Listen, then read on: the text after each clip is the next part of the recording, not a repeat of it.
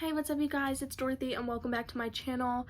In today's video, we're going to go into chapter 16 of Escape Room by Maren Stoffels, and I'm so excited to get into this next chapter with you guys, so let's get right into this. This video may contain sensitive topics and foul language. If you do not wish to continue, please click off of the video now. You have been warned. Chapter 16, Alissa. For the first time since Dad's illness, I've really talked. Miles asked about Dad and I answered. It was that simple. Why did Sky and Mitt never try doing that?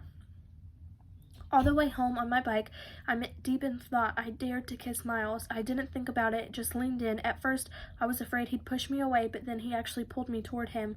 We kissed like we had years of catching up to do. Everything with him happened so naturally.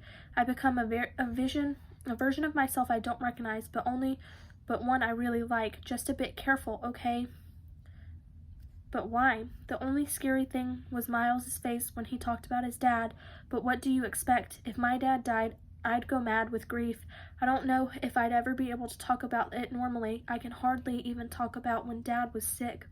I pull the front door shut behind me. All the lights in the house are already off. Everyone's asleep. I head for the living room because there's no way I can sleep yet. I'm way too hyper about Miles and our kiss. I'll see him again tomorrow, but it feels like I'll have to wait forever. In the darkness, I see a figure sitting on our sofa, so someone is still awake. Dad? I switch on a small lamp next to the TV. What are you doing in the dark? I take in the scene from the untouched bowl of chips on his lap to the absent look in his eyes. I feel my heart racing. This looks a lot like when, should I get Mom? But then it'll start all over again. The worried look in Mom's eyes is almost harder to bear than the vacant look in Dad's. I was just thinking. Dad's voice sounds bright and clear. It's a relief. When he was sick, he sounded so far away. What about? Come over here and sit with me. Dad puts his arm around me.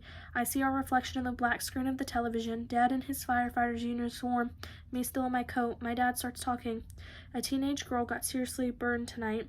She wanted to make a fire with her friends, but it got out of hand. Somehow, someone saw the blaze and called us. I even spoke to the girl for a second before they carried her into the ambulance. What did she say? She thanked me. I think she was completely high from the adrenaline. She called me a hero, and that's exactly what you are, I say. My dad cringes, and I immediately regret what I said because I know he's thinking about last Christmas. The little girl who died in the fire was the same age as Fina is now. The fire took 4 lives that night. I cautiously look at him. Does my dad still think it was his fault? That makes no sense at all. The investigation proved it. There was absolutely nothing he could have done. If he'd gone back into the house, I wouldn't have a dad now, like Miles. Daddy? Fina appears in the doorway. When she sees us sitting there together, her face clouds over. Are you crying? My dad shakes his head. No, baby girl. Daddy's not crying. I'll take her to bed, I say, quickly standing up. The last thing I want is for Fina to start worrying, but as I tuck my little sister in, she looks at me with fearful eyes. Daddy's shipwrecked again, isn't he? It feels as if my heart breaks into 1,000 pieces. That is the end of that chapter. I will see you guys in the next video for the next chapter. Bye!